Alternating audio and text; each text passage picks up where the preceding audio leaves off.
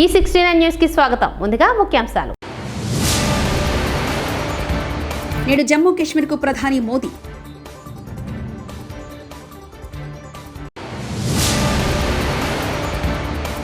బాధితులను చూసి కన్నీటి పరితమైన మాజీ మంత్రులు హరీష్ రావు, సబితా ఇంద్రారెడ్డి.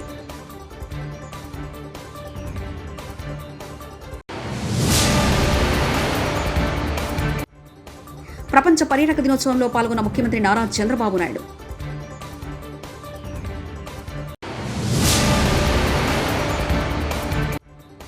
జగన్ను పులికేసుతో పోలిస్తూ అనిత సెటైర్.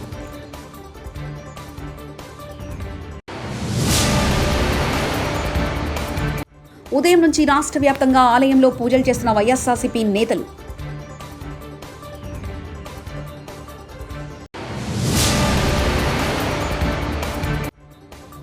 మూసీ ప్రక్షాళన, లంగర్ హౌస్లో సర్వేను అడ్డుకున్న స్థానికులు. జమ్మూ కాశ్మీర్ అసెంబ్లీకి 3వ విడత ఎన్నికల పోలింగ్ మరికొద్ది రోజుల్లో జరగనుంది. ఈ నేపథ్యంలో శనివారం జమ్మూలో ప్రధాని నరేంద్ర మోదీ ఎన్నికల ప్రచారంలో పాల్గొనున్నారు. అందులో భాగంగా స్థానిక ఎంఏ స్టేడియంలో నిర్వహించిన బీజేపీ సంకల్ప మహార్యాలీలో ప్రధాని మోదీ ప్రసంగించనున్నారు. అక్టోబర్ 1వ తేదీన జమ్మూ డివిజన్లోని జంబూ, శాంబా కత్వా, ఉధంపూర్ జిల్లాలోని మొత్తం 24 అసెంబ్లీ స్థానాలకు ఎన్నికల పోలింగ్ జరగనుంది. मन प्रसन्न हो जाता है, एक नई प्रेरणा से भर जाता है. इस धरती ने महाराजा हरि सिंह, मेहरचंद महाजन और पंडित प्रेमनाथ डोगरा जैसे महान महान लोग देश को दिए हैं. इस धरती ने देश की रक्षा के लिए खुद को न्योछावर कर देने वाली अनेक संतानें दी है. मैं महान विरासत की इस धरती को नमन करता हूं. आज शहीद वीर ఎన్నికల బాండ్ల పేరిట పలువురు పారిశ్రామికవేత్తలను కేంద్ర మంత్రి నిర్మలా సీతారామన్ బెదిరించి బీజేపీకి నిధులు వచ్చేలా చేశారని జనాధికార సంఘర్ష పరిషత్కు చెందిన ఆదర్శ్ అయ్యార్ గతంలో బెంగళూరు తిలక్ నగర్ ఠాణాలో ఫిర్యాదు చేసేందుకు వెళ్లారు. ఫిర్యాదు తీసుకోకపోవడంతో ఆయన న్యాయస్థానాన్ని ఆశ్రమించారు. దీనిపై విచారించిన న్యాయమూర్తి సంతోష్ గజానన హెగ్డే ఎఫ్ఐఆర్ నమోదు చేయాలని పోలీసులకు ఆదేశించి తదుపరి విచారణ అక్టోబర్ 10కి వాయిదా వేశారు. జమ్మూ కాశ్మీర్లో అసెంబ్లీ ఎన్నికలు 2 విడతలు జరిగాయి. మరో కొద్ది రోజుల్లో 3వ విడత పోలింగ్ జరగనుంది. అలాంటి వేళ జమ్మూ కాశ్మీర్ అంశాన్ని లక్ష్యంగా చేసుకుని పాకిస్తాన్ ప్రధానమంత్రి షెహబాజ్ షరీఫ్ చేసిన వ్యాఖ్యలపై భారత్ ఘాటుగానే స్పందించింది. సీమాంతర ఉగ్రవాదానికి పాక్ మద్దతు కొనసాగిస్తుందని భారత్ స్పష్టం చేసింది. దీంతో అనివార్యంగా పరిణామాలను ఆహ్వానిస్తుందంటూ పాక్పై భారత్ ఆగ్రహం వ్యక్తం చేసింది. ఐక్యరాజ్య సమితిలో భారత్ ఫస్ట్ సెక్రటరీ భవికా మంగళానందన్ మాట్లాడుతూ ప్రపంచంలో ఉగ్రవాదానికి పాకిస్తాన్ దోహదకారి అని పేర్కొన్నారు. ఈ ఉగ్రవాదంలో ఈ దేశానికి చాలా చరిత్రే ఉందన్నారు. సీమాంతర ఉగ్రవాదం ఆ దేశ యొక్క విధానమని తెలిపారు. హైదరాబాద్ మహానగరంలో చెరువులు, నాలాలను ఆక్రమించి నిర్మించిన నిర్మాణాలపై హైడ్రా ఉక్కుపాదం మోపుతుంది. నగర వ్యాప్తంగా వేలాది ఇళ్లను ఇప్పటికే నేలమట్టం చేసింది. దీంతో లక్షలాది మంది బాధితులుగా మారారు. ఈ నేపథ్యంలో ప్రతిపక్ష బీఆర్ఎస్ పార్టీ అగ్రనేతలను కలిసి తమ గోడు చెప్పుకునేందుకు వారంతా శనివారం ఉదయం ఆ పార్టీ కేంద్ర కార్యాలయం తెలంగాణ భవన్ కు చేరుకున్నారు.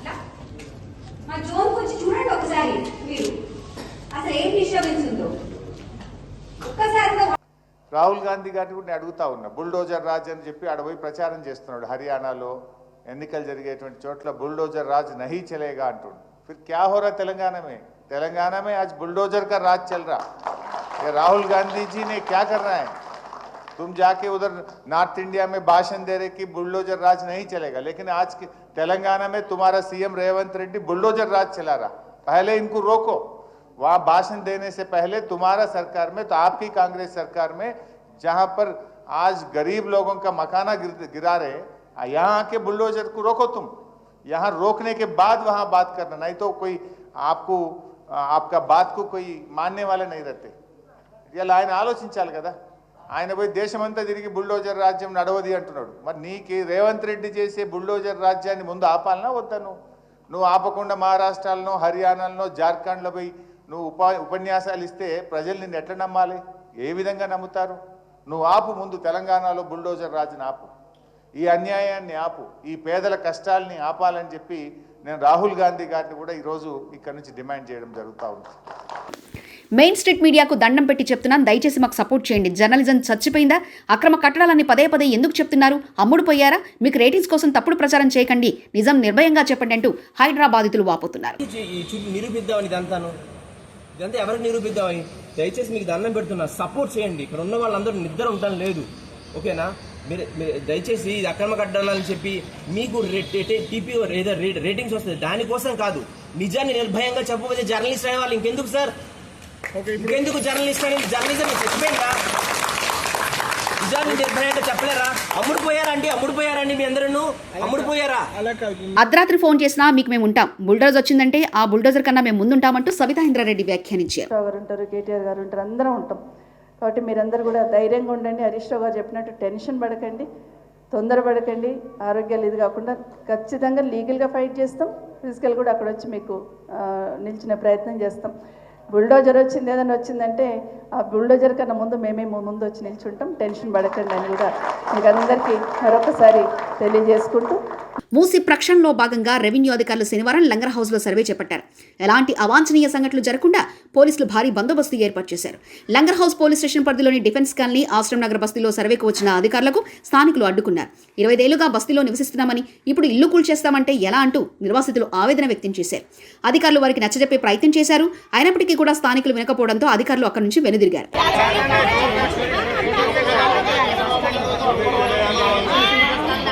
హైదరాబాద్ నగర శివార్ నార్సింగ్లో సినీ నటి సంయుక్త సందడి చేశారు. ఓ షాపింగ్ మాల్ ప్రారంభోత్సవ కార్యక్రమంలో ఆమె పాల్గొన్నారు.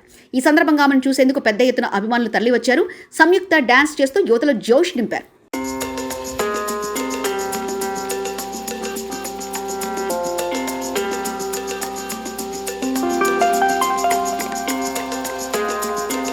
విజయవాడ తుమ్మలపల్లి కళాక్షేత్రంలో నిర్వహించిన ప్రపంచ పర్యాటక దినోత్సవంలో పాల్గొన్నారు ముఖ్యమంత్రి నారా చంద్రబాబు నాయుడు, మంత్రి కందుల దుర్గేష్. కందుల దుర్గేశం గారు, tourism development corporation chairman Balaji గారు,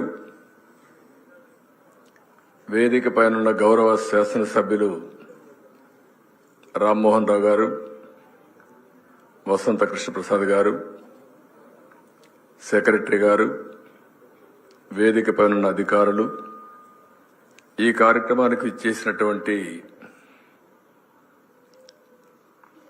హోటల్ యజమానులందరికీ, అదే మాదిరిగా చాలామంది టూరిజం ఆపరేటర్స్ వచ్చారు.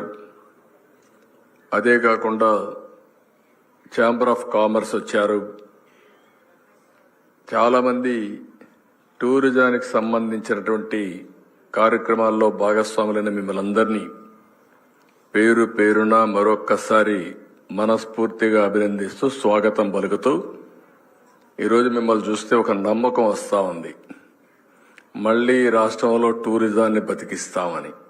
దీనికి మనస్ఫూర్తిగా ఆనందంగా ఉంది. ఇలాంటి కార్యక్రమాలు ఈ రాష్ట్రంలో పెట్టుకొని చాలా రోజులు అయిపోయింది. ఇంట్లో నుంచి బయట వచ్చే పరిస్థితి కూడా లేదు. 100 రోజుల నుంచి ఎక్కడ పోయినా మీరు ముఖంలో ఆనందం చూస్తే చాలా సంతోషంగా ఉంది. మళ్లీ ఈ రాష్ట్రంలో ఒక ఆశ, అదే మాదిరిగా అభివృద్ధి జరుగుతుందనే ఒక ఆకాంక్ష మీలో ఉంది. దానికి మనస్ఫూర్తిగా ఈ ప్రభుత్వం మీకు చేయగలిగిందనే తృప్తి మాకుందని చెప్పి కూడా నేను మీకు తెలియజేస్తున్నా. మొట్టమొదటిసారిగా ప్రపంచం మొత్తం పర్యాటక దినోత్సవాన్ని జరుపుకుంటున్నాం. ఈ సందర్భంగా మీ అందరికీ శుభాకాంక్షలు. ఇంకొక పక్కన ఈసారి చాలా రిలవెంట్ సబ్జెక్ట్ కూడా, టూరిజం పీస్, శాంతిని ఇవ్వగలుగుతుంది. రాబోయే రోజుల్లో కూడా మనం ఒక విషయం గుర్తుపెట్టుకోవాల్సిన అవసరం ఉంది. టూరిజం అనేది ఒక ప్రాంతానికో లేకుంటే ఒక గ్రామానికో పోయి వచ్చే కార్యక్రమం కాదు. ఇంకొక పక్కన కొన్ని ప్రాంతాలు చూడడమే కాదు, అది ఒక గొప్ప అనుభవం, ఒక అన్వేషణ, ఉత్తేజం. దైనందిక కార్యక్రమాలు ఈ రోజు అనగా 28/9/2024 నాడు మంచిర్యాల జిల్లా మందమరి పట్టణంలో మదర్ తెరిసా ఉన్నత పాఠశాలలో కె భువనేశ్వరి ఎన్జిటి ఆధ్వర్యంలో నిర్వహించిన అవగాహన సదస్సు 19లో భాగంగా చంద్రశేఖర్ సార్ 4 విద్యార్థులు పాల్గొని వారికి బఫర్ జోన్ FTL అనే టాపిక్పై విద్యార్థులకు వివరించడం జరిగింది. దానిలో భాగంగా విద్యార్థులకు చివరిలో క్విజ్ పోటీలు నిర్వహించడం జరిగింది. అందులో మొదటి బహుమతిగా సిహెచ్ సోని 9వ తరగతి, ద్వితీయ బహుమతి హరిత నాల్ పబ్లిషర్స్ 5 వారికి అందించడం జరిగింది. కె భువనేశ్వరి N40 మాట్లాడుతూ మన యొక్క సహజ వనరు వాటి ఉపయోగాలు తెలియజేస్తూ అవి రాబోయే భావితరాలకు ఉపయోగపడేలా చూడాలని విద్యార్థులకు అవగాహన సదస్సులో ఆమె వివరించారు. నా తల్లిదండ్రుల్ని, ఉపాధ్యాయుల్ని, పెద్దలందరినీ గౌరవిస్తాను. ప్రతి వారితోనూ మర్యాదగా నడుచుకుంటాను. నా దేశం పట్ల, నా ప్రజల పట్ల సేవానిరతి కలిగి ఉంటానని ప్రతిజ్ఞ చేస్తున్నాను. వారి శ్రేయాభివృద్ధులే నా ఆనందానికి మూలం. జై Hind.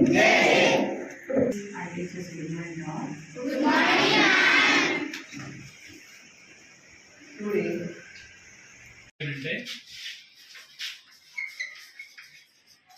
Hyderabad disaster response and assets monitoring protection.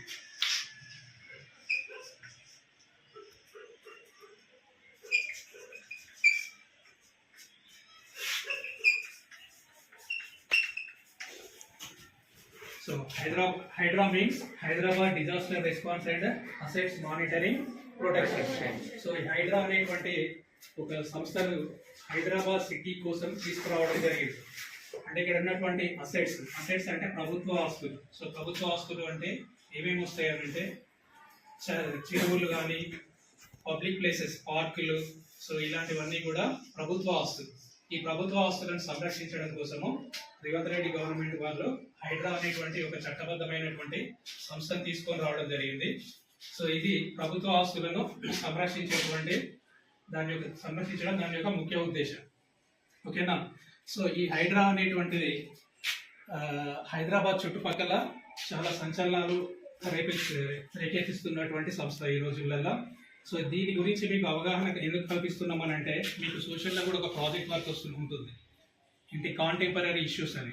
So సమకాలీన అంశాలు అంటే మన సొసైటీలో మన చుట్టూ ఏం జరుగుతున్నది దాని గురించి కూడా మీకు ప్రాజెక్ట్ లోపల ఇవ్వడం జరుగుతుంది. అవునా కదా. సో రేపు మీకు FA3లో కానీ లేకపోతే FA4లో కానీ హైడ్రా గురించి తెలుగు కానీ లేకపోతే సోషల్ టీచర్ కానీ మీకు ఈ ప్రోగ్రామ్ అంటే హైడ్రా గురించి ప్రాజెక్ట్ కూడా ఇచ్చేటువంటి అవకాశాలు ఉన్నాయి. సో అటువంటిప్పుడు ఈ అవేర్నెస్ మీకు ఉపయోగపడుతుందన్న ఉద్దేశంతో ఈ ప్రోగ్రామ్ని కండక్ట్ చేస్తున్నాము. సో ఈ ఇక్కడ మనకి వినిపిస్తున్నటువంటి పదాలు ఏంటి అంటే FTL ఒకటి, తర్వాత buffer zone. So first of all FTL అంటే ఏంటి చూద్దాం. ఇక్కడ ఫర్ ఎగ్జాంపుల్ ఒక చెరువు ఉంది మనకి, ఒక విలేజ్లో ఉన్నటువంటి ఒక చెరువు. సో ఈ చెరువు అనేటువంటిది చెరువు నిండాలి కదా. ఎప్పుడు నిండుతుంది మనకి చెరువు? మనకి ఆ చెరువు అనేటువంటిది నిండుతుంది. సో వర్షం పడ్డప్పుడు ఎట్లా వస్తాయి వాటర్ అక్కడికి చెరువులోకి? చిన్న చిన్న కాలువల ద్వారా, అంటే 360 degrees అరౌండ్ ఈ చెరువు చుట్టుపక్కల ఎటువైపు నుంచి అయినా సరే మనకి చిన్న చిన్న కాలువలు ఉంటాయి. వీటిని పిల్ల కాలువలు అంటారు. అవునా కదా. సో ఈ కాలువల ద్వారా రెయిన్ వాటర్ అంతా కూడా వచ్చేసి ఈ చెరువు లోపల నిండిపోతూ ఉంటుంది. అవునా. సో వీటినే నాలాలు అని అంటారు. ఈ కాలువలు ఏమంటారు? నాలాల ద్వారా చెరువు వాటర్ అంతా వచ్చేసి చెరువు లోపల నిండిపోతుంది. అవునా కదా. సో ఇక్కడ మనకి FTL అంటే full tank level. So full tank level అని అంటే మనకి హెవీ రెయిన్ఫాల్ వచ్చినప్పుడు, మనకి లాస్ట్ 1 వీక్ బ్యాక్ వచ్చింది. అవునా కదా. నియర్లీ 20 centimeters వరకు రెయిన్ఫాల్ వచ్చింది. హెవీ రెయిన్ఫాల్ వచ్చినప్పుడు ఈ చెరువు అనేటువంటిది ఎంత మేరకి అంటే ఎంత ఏరియా ఆక్యుపై చేస్తుందో ఆ ఏరియా అంతా కూడా ఫుల్ ట్యాంక్ లెవెల్ అంటారు. అంటే హెవీ రెయిన్ఫాల్ వచ్చినప్పుడు ఇక్కడ వాటర్ అంతా కూడా ఫిలప్ అవుతుంది కదా. ఈ ఫిలప్ అయినప్పుడు ఇది ఎంతవరకు స్ప్రెడ్ అవుతుంది? ఈ సరస్సు వాటర్, ఈ చెరువు వాటర్ ఎక్కడి వరకు మనకి స్ప్రెడ్ అయి ఉంటుందో దానంతా కూడా ఫుల్ ట్యాంక్ లెవెల్ అంటారు. ఓకేనా? సో ఫర్ ఎగ్జాంపుల్ ఇక్కడ నుంచి ఇది మామూలుగా ఉన్నటువంటి చెరువు. సో హెవీ రైన్ఫాల్ వచ్చినప్పుడు దీని ఏరియా ఏమవుతుంది, ఎక్స్పాండ్ అవుతుంది, అవునా కదా? అంటే వాటర్ అంతా కూడా దాని సరౌండింగ్స్లో మొత్తం ఆక్యుపై చేసేస్తుంది. సో ఎక్కడి వరకు అయితే ఆక్యుపై చేస్తుందో, ఫర్ ఎగ్జాంపుల్ ఈ రీజియన్ అనుకుందాం మనం. సో ఇదంతా కూడా ఏంటి, ఫుల్ ట్యాంక్ లెవెల్ అంటారు ఇక్కడ వరకు కూడా. ఓకేనా? తర్వాత ఈ ఫుల్ ట్యాంక్ లెవెల్ తర్వాత సర్టెన్ డిస్టెన్స్ ఉంటుంది, అది depending on area of the lake. ఓకేనా? అంటే ఇది చిన్న చెరువు అనుకోండి, దానికి బఫర్ జోన్, అంటే ఈ ఫుల్ ట్యాంక్ లెవెల్ తర్వాత కొంత డిస్టెన్స్ని బఫర్ జోన్గా కన్సిడర్ చేస్తారు. సో ఆ డిస్టెన్స్ ఏంటి అనేటువంటిది దీని ఏరియా పైన డిపెండ్ అయి ఉంటుంది. అంటే చిన్న చెరువులకి కొంత తక్కువ డిస్టెన్స్ ఉంటుంది, కొన్ని పెద్ద చెరువులు ఉన్నాయనుకోండి, అంటే ఏరియా ఎక్కువ ఉన్నటువంటి చెరువులు అయితే వాటికి కొంత బఫర్ జోన్ డిస్టెన్స్ కూడా ఎక్కువగా ఉంటుంది. సో ఆ బఫర్ జోన్ అనేటువంటిది ఈ చెరువు యొక్క ఏరియా పైన డిపెండ్ అయి ఉంటుంది. సో అది దట్ ఈస్ మనకి గ్రామంలో ఉన్నటువంటి రెవెన్యూ రికార్డ్స్లలో ఉంటుంది, దీని ఏరియా ఎంత, దాని నుంచి బఫర్ జోన్ ఎంత ఉండాలి అనేటువంటిది. సో దానికి మనకి అవసరం లేదు. కాకపోతే ఇక్కడ ఫుల్ ట్యాంక్ లెవెల్ అంటే హెవీ రైన్ఫాల్ వచ్చినప్పుడు ఆ వాటర్ అనేటువంటిది ఎంత మేరకు ఆక్యుపై అవుతుందో ఆ ఏరియా అంతా కూడా ఫుల్ ట్యాంక్ లెవెల్. ఆ ఫుల్ ట్యాంక్ లెవెల్ తర్వాత సర్టెన్ డిస్టెన్స్ వరకు మనకి బఫర్ జోన్ అనేటువంటి ఉంది. ఇది చెరువు, ఇక్కడ వరకు ఫుల్ ట్యాంక్ లెవెల్ వచ్చింది. సో ఇక్కడ ఏంటిది, బఫర్ జోన్. ఈ బఫర్ జోన్ అనేటువంటిది డిపెండింగ్ ఆన్ చెరువు విస్తీర్ణం పైన డిపెండ్ అయి ఉంటుంది. సో ఇంతవరకు మనకి అది ఎన్ని మీటర్స్ ఏంటి అనేటువంటిది దానిపైన డిపెండ్ అయి ఉంటుంది. సో ఫుల్ ట్యాంక్ లెవెల్ తర్వాత ఉండేటువంటి ఏరియాని బఫర్ జోన్ అంటారు. సో ఇక్కడ మనము ఈ చెరువు పక్కన ఉన్నటువంటి ఈ ఫుల్ ట్యాంక్ లెవెల్ వరకు ఉన్నటువంటి ఏరియా అంటే ల్యాండ్ కానీ, ఈ బఫర్ జోన్లో ఉన్నటువంటి ల్యాండ్ కానీ ఏ విధమైనటువంటి కన్స్ట్రక్షన్ చేయకూడదు అనేటువంటిది రూల్. ఎందుకు అనంటే ఈ చెరువు అనేటువంటి చెరువు దగ్గర ఉన్నటువంటి సాయిల్ అంతా కూడా లూజ్గా ఉంటుంది. అంటే ఒక కన్స్ట్రక్షన్ చేయాలి అంటే ఆ సాయిల్ టెస్ట్ చేస్తారు మనం. ఓకేనా? సో బీటెక్ సివిల్ ఇంజనీరింగ్ వాళ్ళకి ఐడియా ఉంటుంది. సో ఏ ప్రోగ్రామ్ అంటే ఏదైతే కన్స్ట్రక్షన్ చేద్దాం అనుకున్నా కూడా first soil test is important. సాయిల్లో స్ట్రాంగ్ ఉందా లేదా చూస్తారు. సాయిల్ స్ట్రాంగ్గా ఉంటేనే అక్కడ మనము కన్స్ట్రక్షన్ చేయాలి, లేకపోతే చేసినా కూడా అది వీక్ అయిపోతుంది. కాబట్టి సో ఇక్కడ ఈ ఫుల్ ట్యాంక్ లెవెల్లో కానీ బఫర్ జోన్లో కానీ ఏ విధమైనటువంటి కన్స్ట్రక్షన్ చేయకుండా ఉండడానికి కారణాలు ఏంటంటే ముఖ్యంగా సాయిల్ అనేటువంటి వీక్గా ఉంటుంది, అదొక పాయింట్. తర్వాత ఇక్కడ ఉన్నటువంటి సాయిల్ వీక్గా ఉంటుంది కాబట్టి ఇక్కడ ఉన్నటువంటి ఏరియాని అక్కడ ఉన్నటువంటి చుట్టుపక్కల వాళ్ళు యూజ్ చేసుకోవచ్చు. ఏ విధంగా, ఓన్లీ ఫర్ అగ్రికల్చర్ పర్పస్. అంటే ఇక్కడ ఉన్నటువంటి ఈ ల్యాండ్ అంతా కూడా వేస్ట్ వృధా అవుతుంది కదా, కాబట్టి దాని బదులు మనం వ్యవసాయం చేస్తామనుకోండి, అక్కడ మనకు కొంత క్రాప్ వస్తుంది. ఆ క్రాప్ ద్వారా మనకి ఫుడ్ అనేటువంటిది అవైలబిలిటీ ఉంటుంది. కాబట్టి ఈ చెరువు పక్కన ఉన్నటువంటి ఫుల్ ట్యాంక్ లెవెల్లో ఉన్నటువంటి ఏరియా కానీ, లేకుంటే బఫర్ జోన్లో ఉన్నటువంటి ల్యాండ్ కానీ మనము జస్ట్ అగ్రికల్చర్ పర్పస్లో వినియోగించుకోవడానికి అవకాశం ఉంటుంది. ఆ విధంగానే ఉపయోగించుకోవాలి. అలా కాకుండా ఇక్కడ మనకి ల్యాండ్ ఉంది కదా అని మనం ఇల్లీగల్ కన్స్ట్రక్షన్ చేసేస్తే అది ఏంటి అంటే నెక్స్ట్ జనరేషన్స్కి చాలా ఇబ్బందికరమైనటువంటి పరిస్థితులు వస్తాయి. సో రీసెంట్గా మనం చూస్తున్నాం, మన ఏపీలో కూడా విజయవాడ మొత్తం కూడా డ్యామేజ్ అయ్యాయి. మన తెలంగాణలో కూడా ఖమ్మంలో కూడా చాలా వరదలు వచ్చేసినాయి. అంతకంటే ముందు కేరళలో వయనాడులో వచ్చేసినాయి. సో ఇవన్నీ ఏంటి అని అంటే ఈ బఫర్ జోన్లో తర్వాత ఎఫ్టీఎల్ పరిధిలో చెరువులను ఆక్యుపై చేయడం వల్ల జరిగేటువంటి అనర్థాలు. సో అటువంటి వాటిని నెక్స్ట్ పరిరక్షించాలి అన్న ఉద్దేశంతో ఈ హైడ్రా అనేటువంటి చట్టబద్ధమైనటువంటి సంస్థలు తీసుకొని రావడం జరిగింది. ఓకేనా?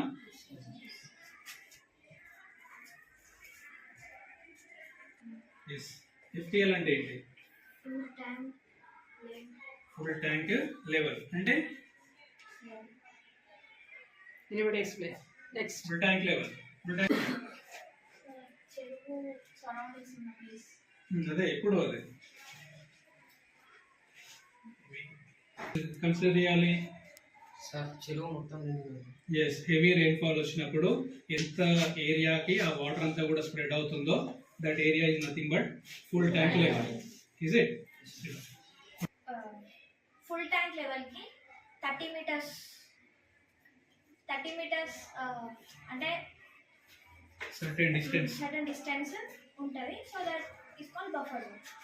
So after full tank level, certain area should be treated as buffer zone. Uses of hydra to save the water.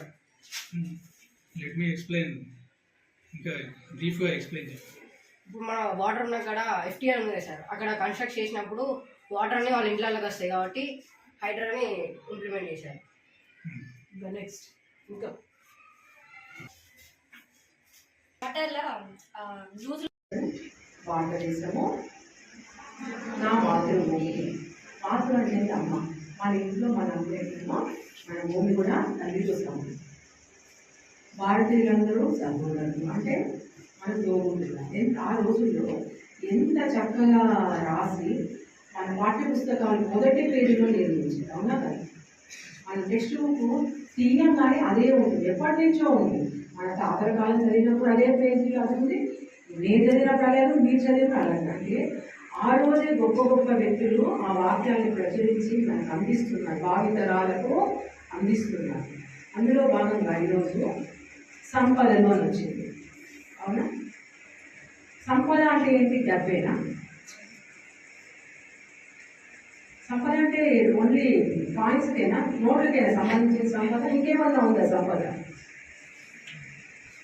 Idea ఉందా సంపద అంటే? తెలుసు కదా, సంపద అంటే అన్నీ. మనం పీల్చే గాలి కూడా అదొక రకమైన సంపద. మనం తినే తిండికి సహకరించే రైతు కూడా, చేసే పని కూడా సంపద.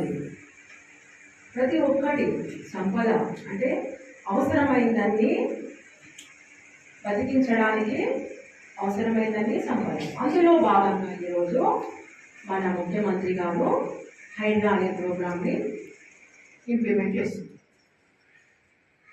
ఆల్రెడీ మీకు లెసన్లు ఎక్స్ప్లెయిన్ చేస్తారు వాట్ ఈస్ హైడ్రా. టెక్స్ట్ బుక్లో ప్రింట్ చేయకుండా మన చక్కగా ఎక్స్ప్లెయిన్ చేశారు అవేర్నెస్ గురించి కదా. హైడ్రా అనే program previous government implemented and Harithaharam Swachh Bharat అదొక టైప్. ఇప్పుడు గవర్నమెంట్ హైడ్రా ఇంప్లిమెంట్ చేస్తుంది.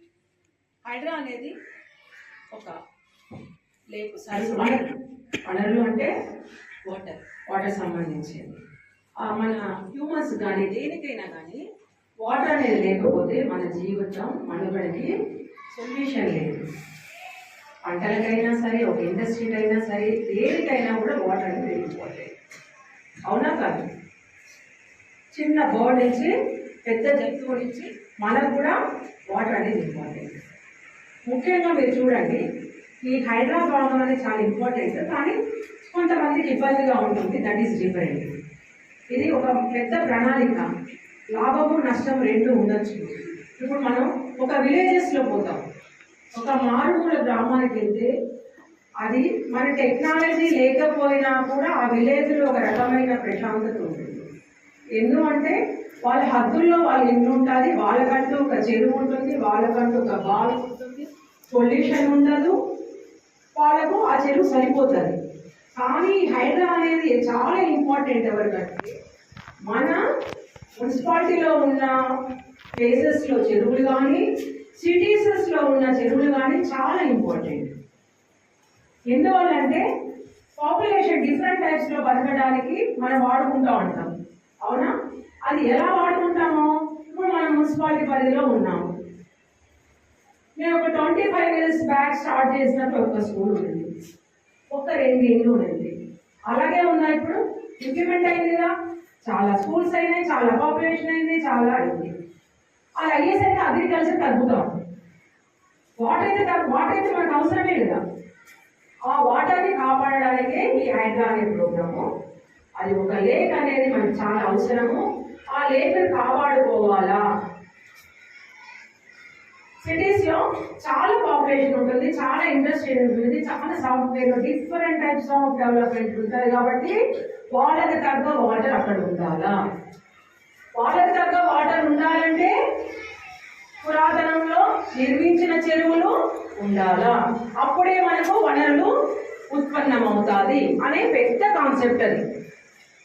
మనకున్నది చిన్న ఊరు కాబట్టి మనకు మన పాపులేషన్కి మనకు ఒక చెరువు అవసరం. మన అదృష్టం మనకు ఒక చెరువు ఉన్నది, మనం కాపాడుకున్నాం. That is different. అది FTL అన్నారు. ఎవరైనా చెప్తారా దానికి అబ్జర్వేషన్? Full tank level.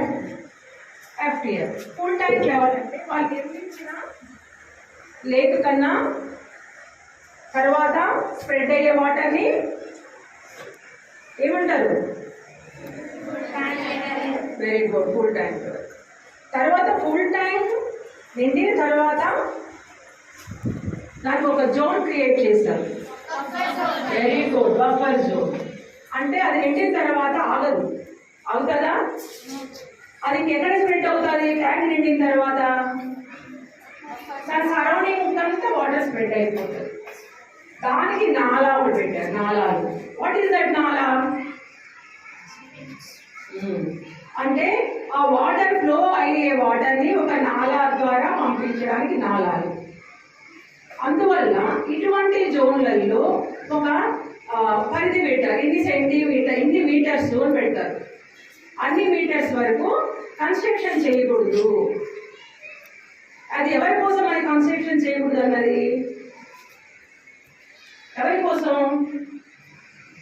ఇప్పుడు చెరువు దగ్గర ఇన్ని మీటర్స్లలో ఏది కట్టరాదు అన్నదానికి అర్థం ఏంటి? అది ఎవరి కోసం?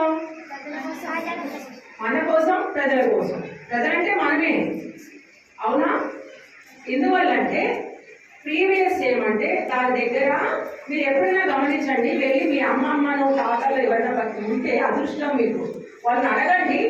అనిమల్స్ అంటే ఆవులు మేపే వాళ్ళైనా, బర్రెలు మేపే వాళ్ళైనా, మేకలు మేపే వాళ్ళైనా వాళ్ళు చెరువు దగ్గరకు వచ్చి ఆడున్న బుషెస్ తినుకుంటూ ఆ చెరువులో నీళ్లు తాగించుకొని అతను కూడా ఉపశమనంగా ఒక చెట్టు కింద పడుకొని వెళ్ళాడు, అవునా?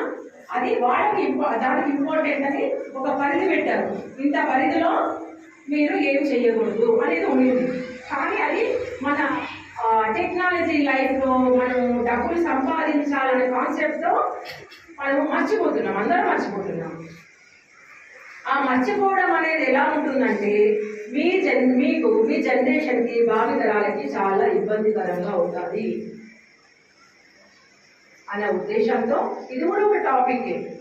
హరితహారం ఎట్లనో హైదరాబాద్ ఒక టాపిక్. సరే, హరితహారం మొక్కలు పెడదాం, వాటర్ లేదు, ఏం చేస్తాం? వాటర్ లేకపోతే చెట్టు ముఖ్యమా, నీరు ముఖ్యమా అంటే ఏం చెప్తారు చెప్పండి నాకు? రెండు ముఖ్యమే, కానీ అందులో ఒకటి ముఖ్యం, వాటర్ కదా. వాటర్ ఉంటే మనం బతుకుతాం, మనం బతికితే చెట్టును బతికిస్తాం. మనమే లేకపోతే చెట్టును ఎవరు బతికించే, అవునా కదా? అందువల్ల అన్ని జీవితంలో మనుగడలో అన్ని అవసరమే. అందులో వాటర్ అనేది సోర్సెస్ తగ్గిపోతా ఉంది కాబట్టి రాబోయే రోజుల్లో ఇబ్బంది అవుతారనే ఉద్దేశంతో మన వనరులను కాపాడుకొని మీకు సిరి సంపద అన్నారు. సిరి సంపద అంటే డబ్బులు ఇచ్చేస్తే మనం బతికిపోతామా? మనకు ఇప్పుడు కొంచెం డబ్బు ఇస్తారు. ఎగ్జాంపుల్, వరంగల్ పట్టణ గృహ నిర్మాణ తాపీ మేస్త్రుల సంఘం అధ్యక్ష ఎన్నిక. 27/9/2024 జరిగిన తాపీ మేస్త్రుల సంఘం ఎన్నికల్లో అధ్యక్షుడిగా దొభ్యాల రాజయ్య మేస్త్రి గెలవడం జరిగింది. మున్సిపల్ కార్పొరేషన్ స్థాయిలో జరిగిన ఉత్కంఠ పోరులో అధ్యక్షుడిగా దొభ్యాల రాజయ్య మేస్త్రి, కార్యదర్శిగా దామోర్ లింగయ్య మేస్త్రి, ఉపాధ్యక్షుడు 1గా అందుగుల శ్రీనివాస్ మేస్త్రి, ఉపాధ్యక్షుడు 2గా సుంకరపైన మల్లేశం మేస్త్రి, 1వ సహాయ కార్యదర్శి జంగం రవి మేస్త్రి, 2వ సహాయ కార్యదర్శిగా ఎసబైన వెంకన్న మేస్త్రి, కోశాధిగా ఆరిగా అనిశెట్టి రామచంద్ర మేస్త్రి, స్పోర్ట్స్ ఇన్ఛార్జిగా ఇండిపెండెంట్ అభ్యర్థి మిలుముల రామరెడ్డి మేస్త్రి, ఆర్గనైజర్గా సుతారి సదాశివుడు మేస్త్రి గెలుపొందడం జరిగింది. ఉపాధ్యక్షుడై ఉండి తర్వాత మళ్ళీ మీరు అధ్యక్షులు అయినారంట, దాని గురించి మీరు ఎలా సంతోషం వ్యక్తం చేస్తున్నారు? మేము ఫస్ట్ స్టోరీ ఇన్ఛార్జ్గా గెలిపించాను. ఒక 3 సంవత్సరాలు సేవ చేశాను. ఒక కార్యదర్శిగా ఒక 3 సంవత్సరాలు సేవ చేశాను. కోశాధికారి ఒక 3 సంవత్సరాలు సేవ చేశాను. ఉపాధ్యక్షుడిగా ఒక 3 సంవత్సరాలు సేవ చేశాను. ఇప్పుడు మళ్ళా ఎన్నుకున్నారు ఒక అధ్యక్షునికి మళ్ళా సేవ చేయాలని. అదే సభ్యులు నన్ను ఎన్నుకున్నారు. ఓటు చేసిన సభ్యులకు ధన్యవాదాలు. అట్లనే ఇంకా ముందు నడిపిస్తాను మాటిస్తున్నాను. వరంగల్ అందరూ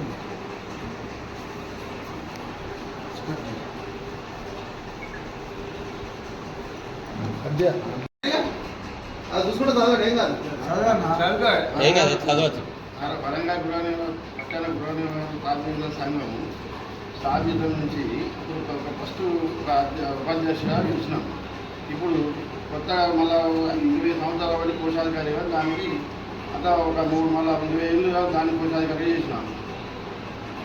ఇప్పుడు మళ్ళీ అదే పదవిని మళ్ళా కార్యదర్శిగా ఎన్నికలు జరిగినాయి. ఎన్నికలలో మళ్ళీ గెలిచినాము. సభ్యులు గెలిపితే గెలిచినాము. ఆ సభ్యులే ఇవాళ అలా తోడ్పాటుతూ సంఘాన్ని అభివృద్ధి చేస్తాను. ఇప్పుడు మీరు ఇప్పుడు కోశాధికారిగా మీరు ఎన్నికైనందుకు మీరు వేసిన మీ యొక్క సభ్యులు ఓట్లు వేసిన వారికి మీరు ఏ విధంగా మీరు సంతోషం వ్యక్తం చేస్తున్నారు? వాళ్ళకి ఎలాంటి ఏ పని చేయాలన్నా దాని సంతృప్తిగా వాళ్ళకి జరిగే పరిణామాలకు వాళ్ళకి కష్టం వచ్చినా కానీ వాళ్ళ బయట కానీ ఏదైనా ఆరోగ్యం కలగా చనిపోయినా కానీ వాళ్ళకు ఒక 35,000 రూపాయలు అందిస్తాం సంఘానికి. సంఘ తరపు నుంచి సంఘ పెద్ద ప్రైవేట్ కానీ సెక్రటరీ కానీ వాళ్ళకి ఏ ఇబ్బంది కాకుండా చూసుకుంటాం.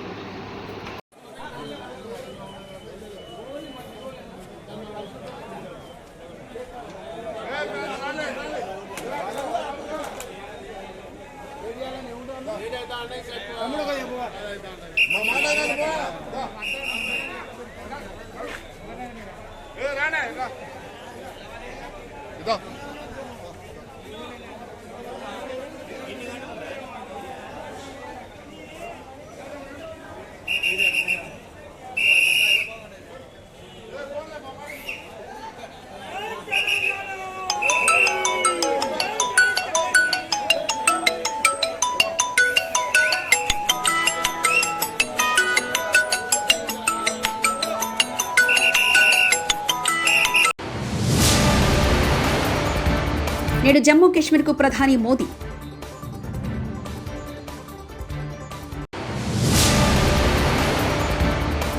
బాధితులను చూసి కన్నీటి పరితమైన మాజీ మంత్రులు హరీష్ రావు, సబితా ఇంద్రారెడ్డి.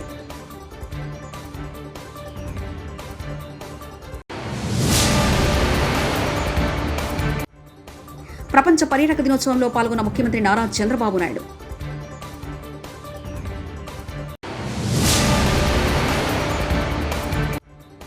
జగన్ను పులికేసుతో పోలిస్తూ అనిత సటైర్.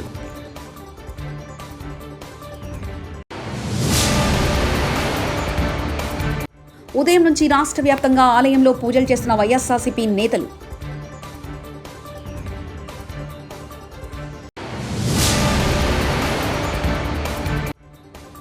మూసీ ప్రక్షాళన, లంగర్ హౌస్లో సర్వేను అడ్డుకున్న స్థానికులు.